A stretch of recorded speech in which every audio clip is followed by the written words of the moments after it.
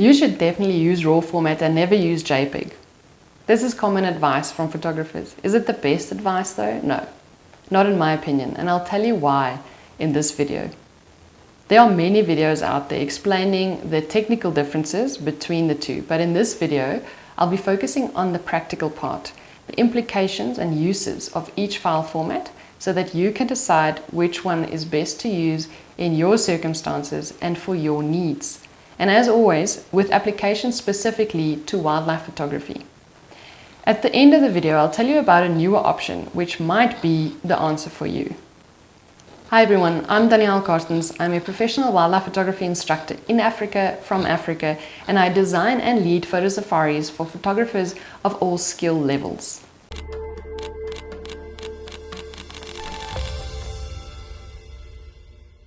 I'm sure you've heard many strong opinions about this topic. Essentially, it comes down to your personal preference and situation, and there isn't a one-size-fits-all answer.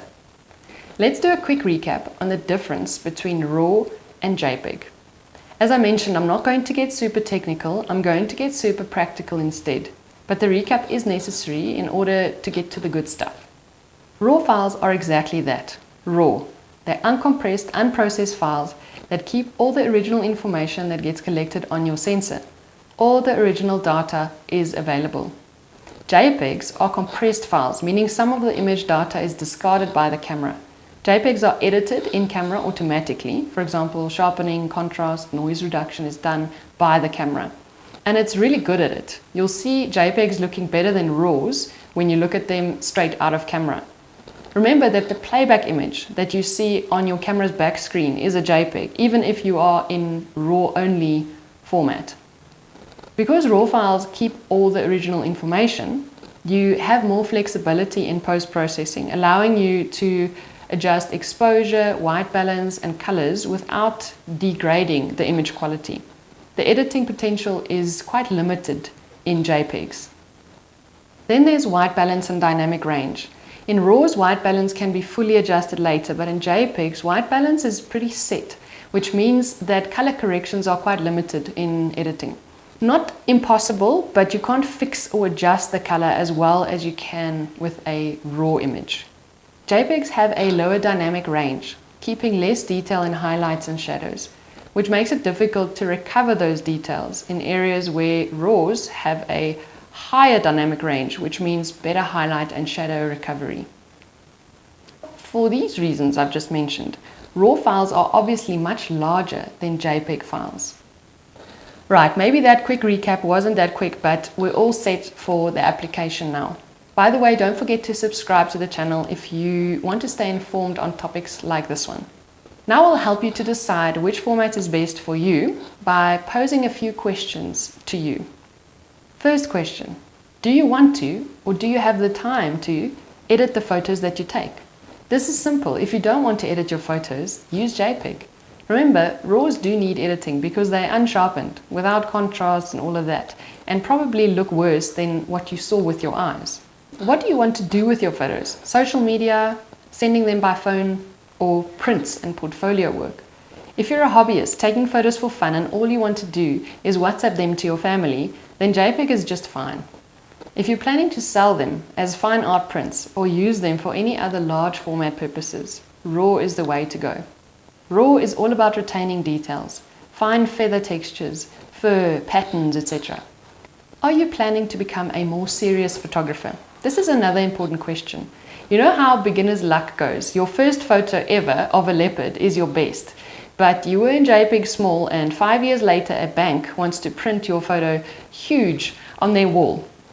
So yes, if you're planning to get into photography and editing in the future, use RAW from the start. Are you willing to invest in storage? If not, don't use RAW format. RAW files are much larger than JPEGs and they take up considerably more than probably double the storage space. Know that when you use RAW, you'll become a collector of external hard drives and backup external hard drives. And don't forget paid cloud storage for your third copy backup. It all adds up. Do you find yourself photographing in mixed light often? For wildlife photographers, the answer to this is most likely yes. There will be shade and sun mixed in your photo very often, and these differ in color temperature. In RAWs, the white balance can be fully adjusted later, which helps in environments with mixed lighting, for example under dense tree cover or even underwater. RAW is the best choice when the color accuracy is important to you, for example with a colorful bird's plumage. In JPEGs, white balance is baked in, so it means color corrections are very limited afterwards. As I mentioned before, it's not impossible, but the color correction won't be as effective or natural as with a RAW image. Do you photograph in high contrast environments? So bright and dark together. Again, probably yes, if you're a wildlife photographer, and this has to do with dynamic range, which is the difference between the darkest and the brightest tones that can be captured without losing detail in those shadows or highlights. And because cameras don't have the dynamic range that our eyes do yet, you'll have to bring back detail in the highlights and shadows afterwards. RAWs have a much higher dynamic range due to all the information they keep as opposed to JPEGs. If there's more information in the file, there's more detail to recover. Do you often photograph subjects that are far away? If so, RAW it is. It captures more fine details, which allows for better sharpening and noise reduction in editing. RAW is better for long-range photos, especially in hot environments where there's heat haze. Compression in JPEGs can exaggerate heat haze or atmospheric distortion, for example, in far-away photographs. For example, when you're photographing animals across an open savanna or a desert.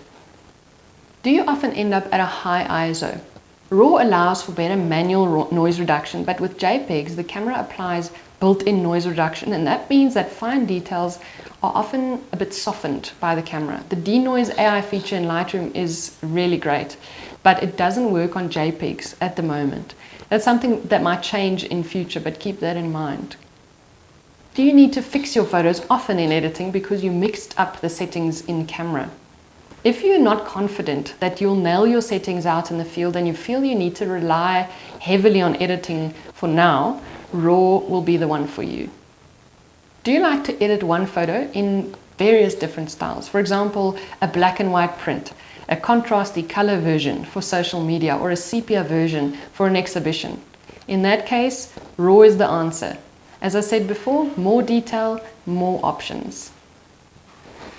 Do you plan on revisiting your old photos in the future and improving them with the latest software available?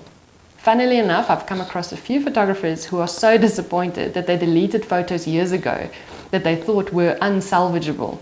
However, with the software nowadays, those photos would have been easily denoised or sharpened. So keep that in mind for future.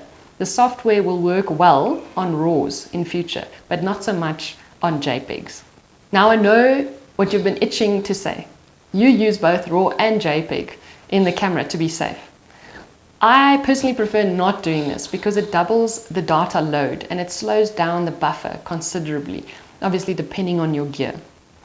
If you're a Canon user, you can try using CRAW, which is a compressed RAW file format that keeps most of the image quality of a standard RAW file, but at a smaller size, making storage much more efficient. It's an actual file format choice, and I found it to be close to the best of both worlds for me, and I'll be testing it out more in future. Nikon, Sony, Fuji and Olympus don't offer this file format per se at the moment. So far, they only offer compression options within their standard RAW formats. So for example, you can choose between uncompressed RAW or lossless compressed RAW, etc. You'll see it in your RAW options in your menu. As you can see, there's no right or wrong. It's up to each photographer to decide what is best for them. I hope you found your answer on which file format is best for you, and I'll see you soon in another video. Keep well. Bye-bye.